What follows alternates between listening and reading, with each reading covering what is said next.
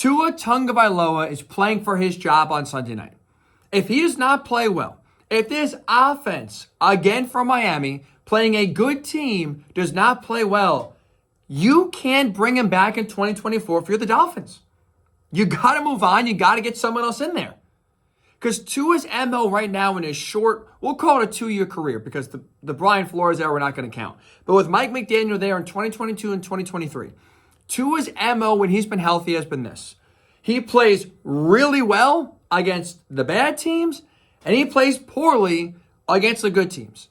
Why? If that continues on Sunday night in a loss to the Bills and you lose the division, why would you want to run that back in 2024? I don't see the reason why. Sunday has to be the line you draw in the sand and say, this is the game against a hot Bills team at home, division on the line. If you play well against a good team, we can believe in you. If you struggle, again, against a good team and you lose, if you're the Dolphins, you got to move on. In a Super Bowl or bust window right now, you don't have time to figure it out in 2024 and waste a year. You got to get someone in there that can play well in the biggest games. And Tua has shown you so far, he has been unable to do that. So why would you continue that in 2024 if we're talking about another anemic offensive performance in a big game from Miami? I mean, the fact that we're going into Week 18 and they are not Super Bowl contenders, it's egregious. Like, on paper, that is egregious. Tyreek Hill, Jalen Waddle, Raheem Mostert, Mike McDaniel, even Tua on paper, like, that should scream Super Bowl contender, especially, by the way, in a year where outside of the Ravens, no one has looked good. No one has looked consistent. No one has looked good offensively. And the fact that we still, despite that, can't call the Dolphins Super Bowl contenders, if you're not a Super Bowl contender with this offense this year, then you're never going to be one. And that's why I don't see a justification for bringing Tua back in 2024 if, again, Sunday night we're watching another bad offensive performance. It's a pattern that is very concerning. This offense's play when they play bad teams versus good teams.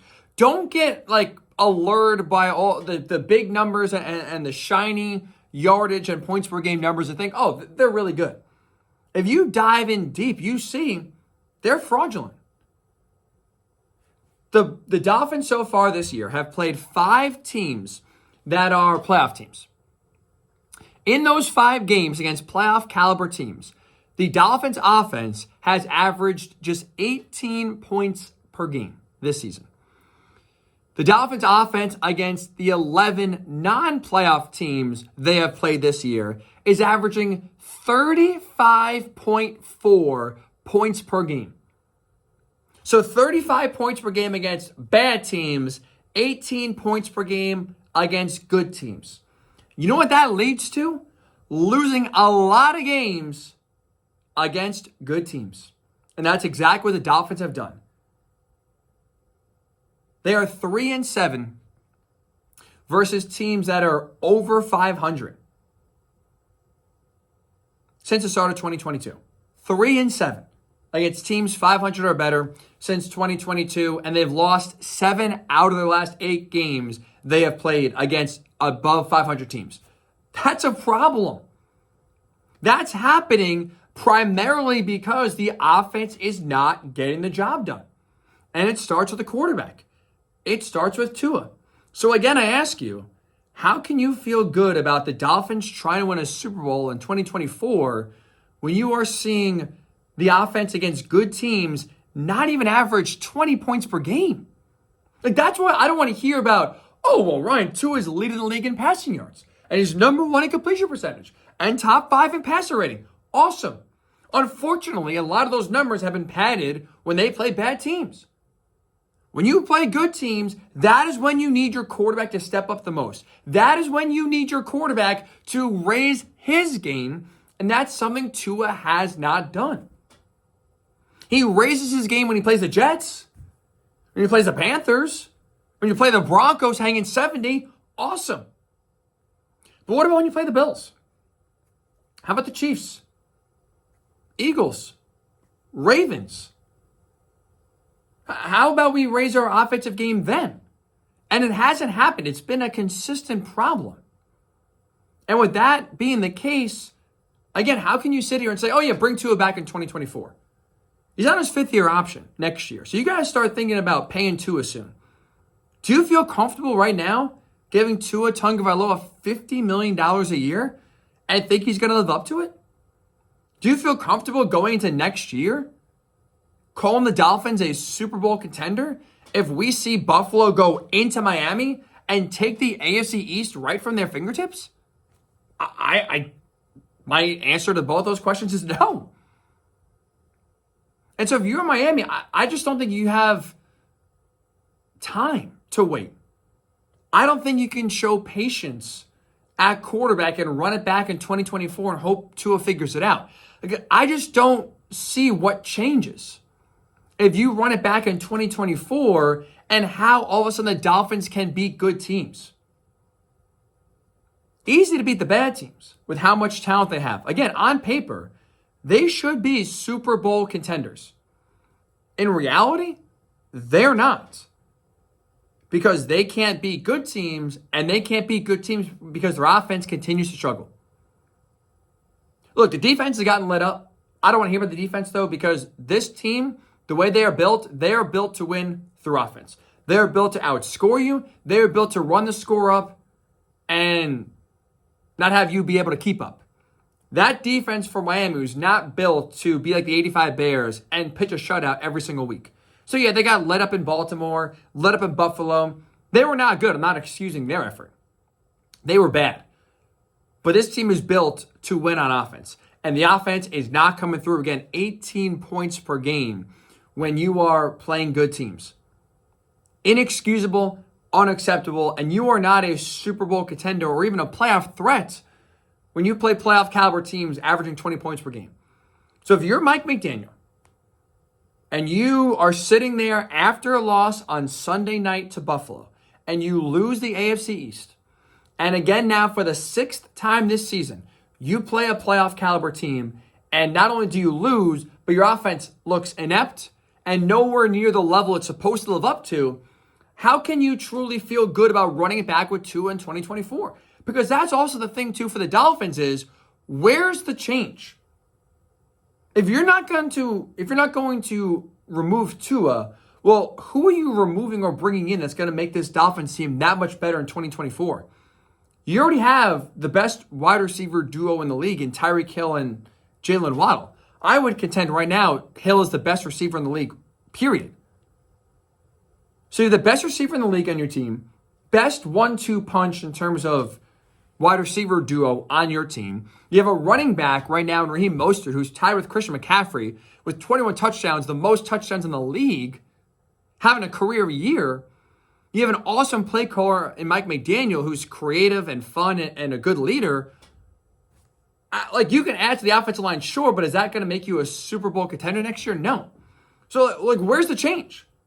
Where's the change you are making that is going to turn right now this Dolphins offense into a Super Bowl caliber offense this offseason? The change is quarterback. The change is only at quarterback. And an important thing to remember here is this. Mike McDaniel comes from the Kyle Shanahan tree, but he comes from the 49ers. Why that's important is Kyle Shanahan has made quarterback on the 49ers as irrelevant as you possibly could make it. Meaning, the talent around the quarterback is so great in San Francisco that it doesn't matter who plays quarterback. Again, Brock Purdy, the last pick in the draft, is, I think, about to lead the 49ers to win a Super Bowl. No other team could do that. No other team could bring the last pick in the draft, bring him in, drop him in his rookie year, not skip a beat, go to the NFC title game, and then the next year be on their way to the Super Bowl. That's only happening in San Francisco. But Miami is basically the AFC version of the 49ers. philosophy, obviously the coaching tree, but also the talent. Now, San Francisco has more talent on the offensive end than Miami does, but it's not by much. And so if you're McDaniel and you come from a tree in Shanahan who has built up the team so much that you can plug and play almost any quarterback you want and have success, how do then you not think, well, I can just kind of find anyone? Whether it's in the draft in 2024, whether it's getting a backup. We've seen a lot of backups play and have success. Maybe you could find one of them, plug them in. Like, I don't think it's that hard to find someone to put in at quarterback and have more success than Tua is having right now. Are the points per game numbers going to be the same? Maybe not. Are the yardage numbers going to be the same? Maybe not. Maybe there's a slight dip. But what mostly will improve, and what you need to improve, is how that offense plays in big games. And if you can get a clutch quarterback in there, in a system with the best receiver in the league, best 1-2 punch in the league, A+ wide receiver, running back, great offensive mind at head coach and play caller, you're sitting pretty. It's not that hard to put a quarterback in there and expect immediate success. So that's also something to look at here for your Mike McDaniel. He came from a system that is used to plugging and playing and having success at the quarterback position. But at this point, what we've seen so far in the 2 years of Tua at the helm, where it's slaughter bad teams, lose to good teams, if we're sitting here on Monday morning talking about the Bills winning the AFC East, and we're not talking about a 45-41 game, different.